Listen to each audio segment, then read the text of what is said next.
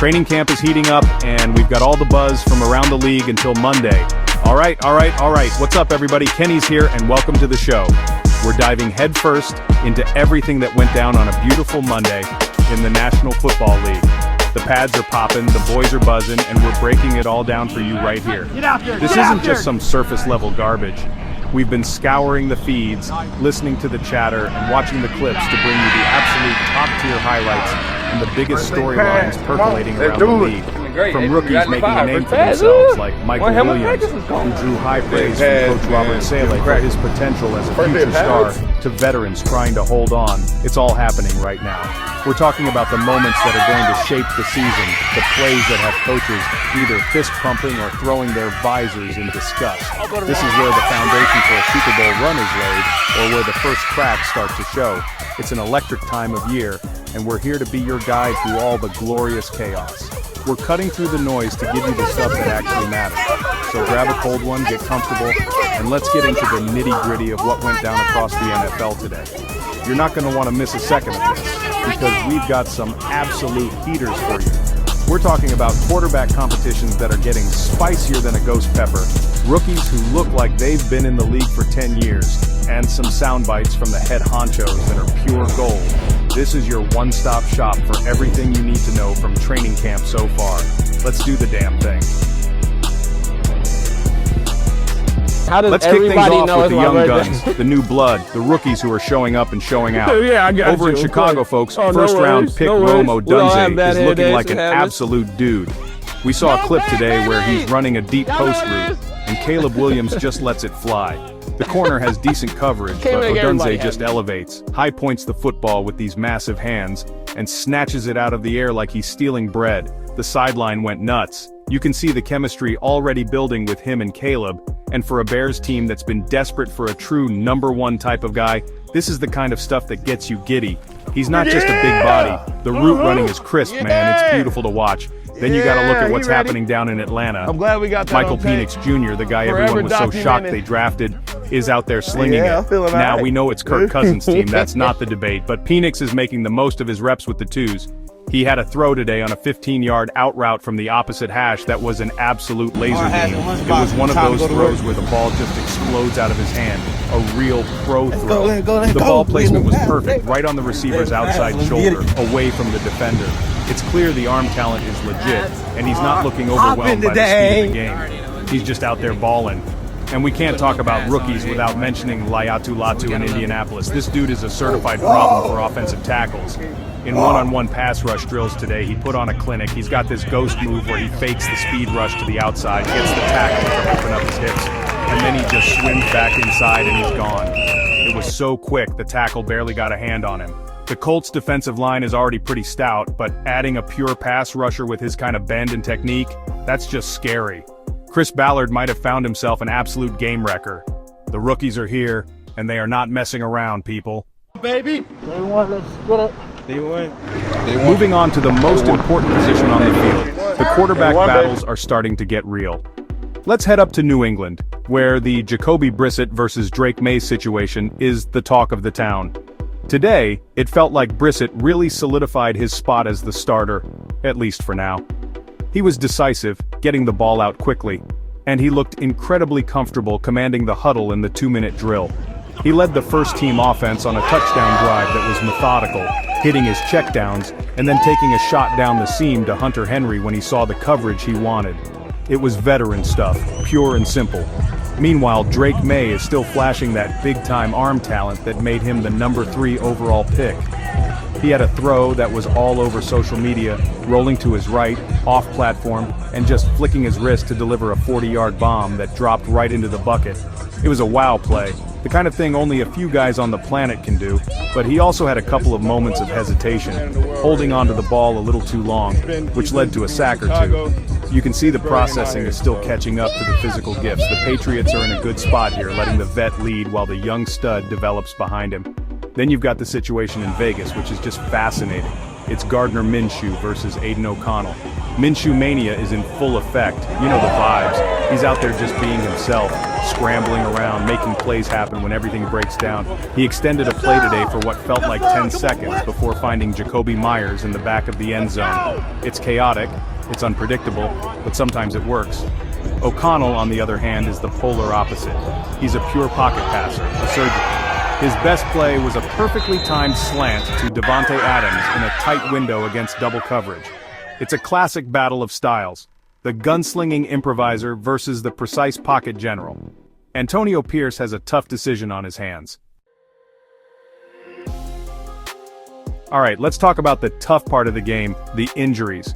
The biggest news of the day, and it's a massive bummer, is coming out of Miami. Rookie pass rusher Chop Robinson went down with a non-contact injury during team drills. He was apparently pushing off the line and just crumpled to the ground. He had to be carted off the field, and while the team hasn't released an official diagnosis, the mood was incredibly somber.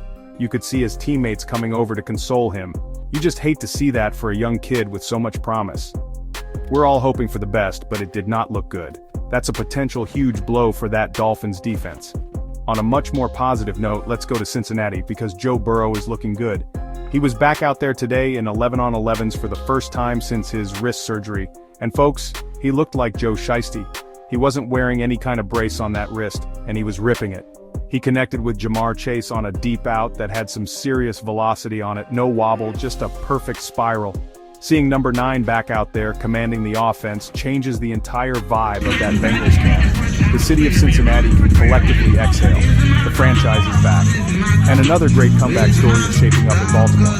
Running back J.K. Dobbins, who's had such a tough go with injuries, was a full participant in practice today and looked explosive.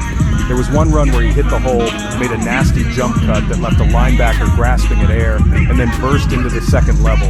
He looked quick, he looked powerful, and he was running with confidence. For a guy coming off a torn Achilles, that is just awesome to see. If he can stay healthy, he adds a whole other dimension to that already potent Ravens rushing attack alongside Derrick Henry. Great news for the Ravens, great news for JK. You know we love it when the coaches step up to the podium. It's a treasure trove of information and sometimes pure comedy. Today, Dan Campbell in Detroit was in prime form. He was asked about the contract situation with linebacker Alex Anzalone, who's been holding in at camp.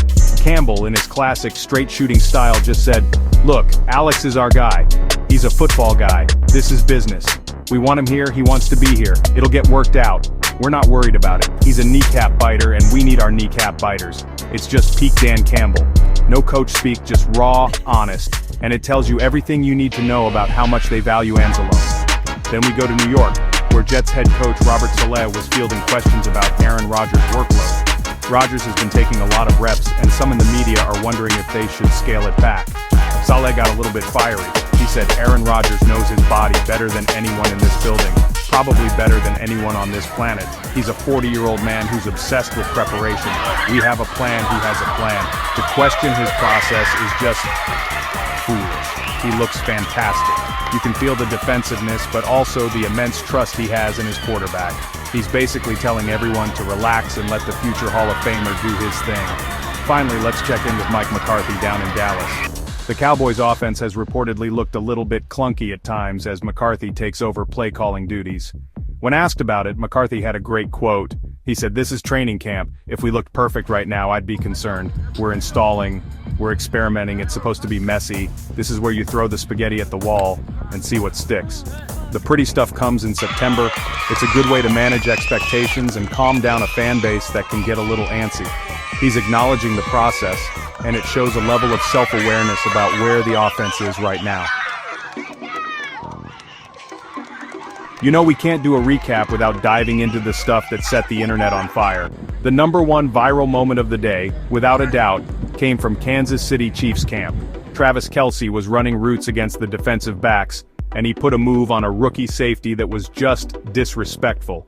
It was this hesitation double move combo that literally made the defender fall down. The clip is everywhere. Kelce just jogs into the end zone, turns around and helps the kid up. It was a welcome to the NFL moment that was both hilarious and a terrifying reminder that Travis Kelce is still Travis Kelce. Another thing that had fans talking was a clip from the Chargers practice. Justin Herbert and new head coach Jim Harbaugh were having an incredibly intense conversation on the sideline. You couldn't hear what they were saying, but they were using a whiteboard, pointing at formations, and you could just see the football IQs colliding. Fans were going crazy over it, photoshopping them as scientists in a lab. It's this kind of detail-oriented football nerd stuff that has the Chargers faithful believing that Harbaugh is the guy to finally unlock Herbert's full MVP potential. The buzz is palpable. And finally, you gotta love the fan interactions. There was a great moment in Buffalo where Josh Allen stayed after practice for nearly an hour signing autographs. One kid, probably about 8 years old, was in tears because he was so happy to meet his hero. Allen took the time to talk to him, signed his jersey, and took a picture. It's a small thing, but in the grind of training camp, seeing a superstar quarterback make a kid's year is just awesome. It reminds you what this is all about. Those are the moments that create fans for life, and it had Bills Mafia all up in their feelings online. Just a class act by Josh Allen. Over in Baltimore, Lamar Jackson and DeAndre Hopkins are building chemistry fast, drawing attention with tight throws and slick routes. And don't sleep on Shedeur Sanders in Cleveland. With Kenny Pickett sidelined, Sanders made the most of his reps, including a pinpoint TD pass in red zone drills. And that, ladies and gentlemen, is a wrap on a massive Monday in NFL training camps. From the rookies balling out to the coaches dropping golden sound bites, the league is officially back and buzzing. We saw guys making their case for a starting job, we saw some unfortunate injuries, and we saw the kind of viral moments that make this time of year so damn fun. This is just the beginning though. Every single day brings new storylines, new highlight reel plays, and new drama to dissect. The beautiful grind of football season is upon us, and we are here for every single second of it. Thank you so much for tuning in and letting us break it all down for you. We'll be back tomorrow, and the day after that, and the day after that, keeping you up to speed on everything you need to know from camps around the league. The battles are only going to get more intense from here as we get closer to the first preseason games. Who's going to separate themselves? Who's going to get that call from the GM? We'll be watching. Make sure you're subscribed so you don't miss a thing. Now, I want to hear from you all. Dive into those comments below and let me know. What was the one highlight or story from today that surprised you the most? Was it Rome Odunze looking like a vet? Was it the Chop Robinson injury? Or was it Travis Kelce continuing to cook defensive backs? Let me know what got you fired up. We appreciate you all more than you know. Stay tuned, stay loud, and we'll see you tomorrow. Peace.